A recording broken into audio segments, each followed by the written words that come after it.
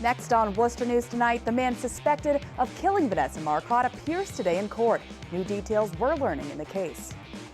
Plus, the future of a Worcester church is still unknown. More on the fate of Notre Dame Day's Canadians.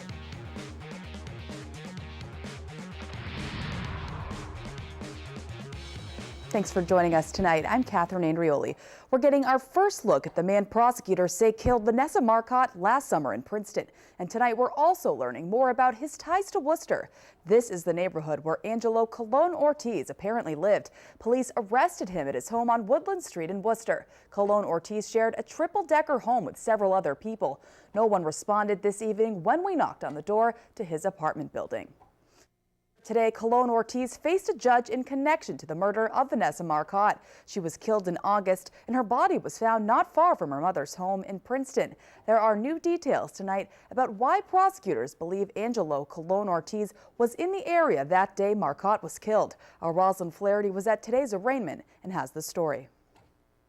8 months since Vanessa Marcotte's body was found near her home in Princeton, and today we are getting a first look at the suspect charged in connection with her death. Vanessa Marcotte's father and uncle sit silently as 31-year-old Angelo Colon Ortiz faces a judge in connection to her death. Charged with A&B with a serious bodily injury and assault or rape. Prosecutors say detectives received around 1,300 tips from witnesses, leading them to look for a dark-colored SUV seen at the time of Marcotte's death. His attention was drawn to the vehicle as he observed a male standing next to the vehicle, appeared to be talking on a cell phone, and the hood of the SUV up. The 27-year-old left her mother's Princeton home for a jog in August and never returned. According to court documents, Marcotte suffered a fractured nose and crushing injuries to her throat. Prosecutors say DNA voluntarily collected from Colon Ortiz matches DNA found under Marcotte's fingernails. They say Colon Ortiz told detectives he didn't know Marcotte and worked for FedEx, taking him on routes through Princeton. The examination of the cellular phone the defendant possessed suggested that cell phone was in the area of and traveling in the direction of Princeton on the date of the offense. Defense attorney Ed Ryan says his client has no criminal history, does not speak English, and is from Puerto Rico.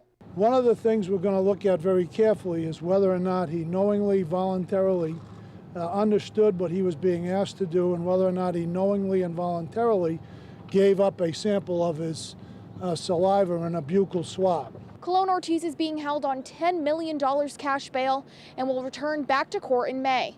In Leominster, Rosalind Flaherty, Worcester News Tonight.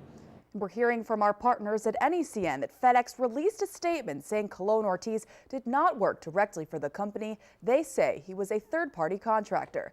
And the fate of Notre Dame Day's Canadians Church is still unknown, but Preservation Worcester says they have a developer who was looking to restore and repurpose the building. 1-year demolition delay ordinance expired over the weekend. Today, Preservation Worcester's Deborah Packard says the nonprofit was able to find a qualified developer who made an offer on the church. Packard says the offer was submitted to Legat McCall, but the company told the developer they are unable to negotiate because they have a purchase and sale agreement already signed with an unknown buyer. Preservation Worcester says it's unclear whether this unknown buyer is looking to repurpose or demolish the building. New information tonight in the case of a hit-and-run tragedy in Milford. It killed a 4-year-old child, and police are now releasing images of 2 new cars wanted for questioning in connection with the crash. Eli Rosenberg has the latest. A family grieving, gathering at dusk to remember 4-year-old Jonathan Loja, killed in an Easter Sunday hit-and-run accident. Because it's his boy, and it's like his son for him. Since that accident on Sunday, the memorial for little Jonathan has grown, the tears and the memories flowing. When he's with his mom and dad, he'll be smiling, playing with his dad on soccer. Tuesday brought new clues. The police chief say investigators now want to talk to the drivers of these 2 vehicles. The first, a 2010 Chevy Traverse dark in color. The second, a 2015 or 2016 gray or silver Nissan Rogue. It's not going away. I mean, we're working 24 hours a day on this. We owe that to this child. We owe it to their family. The chief adding his officers have talked to the drivers of 2 vehicles, one being a Chevy Traverse, and the vehicles have been processed. But so far, no arrests. Bottom line is We're trying to put together exactly what took place. It doesn't necessarily mean that a crime was committed. Leaks at Union Station in Worcester have long been a concern, and now the city is hoping the state can help fix the situation. The Worcester Redevelopment Authority is asking the state inspector to use the construction manager process for the project. It's expected to cost more than $6 million to fix the leaks. The city saying this process would be instead of the traditional construction method, which means a contractor could be brought in much earlier in the process. So with this, there's a particular specialty in the leak remediation work. So if you can find people that get more of their qualifications and backgrounds and get those to be the eligible bidders, you've got a better, more professional response to your project and the needs of your project. And the construction manager risk process generally gives cities and towns more control over the cost of the project. Worcester Mayor Joe Petty releasing new plans Tuesday for PCB remediation at Marcotte and Doherty high schools.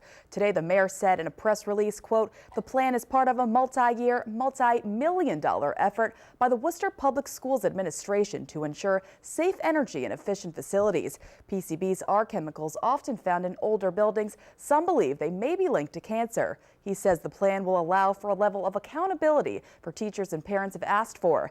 Mayor Petty has submitted the proposal to the school committee for approval. It will meet on April 27th.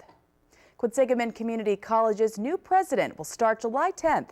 Dr. Louis Pedrea most recently served as the interim vice chancellor of academic affairs at Peralta Community College District in California. Dr. Pedrea says he immigrated from Cuba and was the first in his family to attend college. He says going to school gave him a passion to help other people get a higher education. The incoming president says he's looking forward to moving to the Worcester community and helping students succeed in the future. What do we need to prepare the students to do? We need to start thinking about how we're going to train students to meet the needs of the next generation, of the work market of the future, not of what has been, but what will be. And Dr. Pedrea will succeed Dr. Gail Carberry, who has been the president for the past decade. It's school vacation week, and if you're looking for something to do with the kids, the Ecotarium says they have fun activities lined up for the week. The museum has many kid-friendly exhibits, including many interactive displays, as you can see. The Ecotarium president, Joseph Cox, says they're excited to bring a hands-on learning experience for families to enjoy during April vacation. Our theme this year is How Does Your Garden Grow? And so everything from digging in dirt and planting plants to literally smelling the roses. Kids are getting really hands-on with science and nature this week. All sorts of cool things like that to get people, families ready to go out and start their garden for the spring and start growing their own vegetables. Friday is also Earth Day. The Ecotarium says members of the Worcester Bravehearts and the Railers will be there around noon.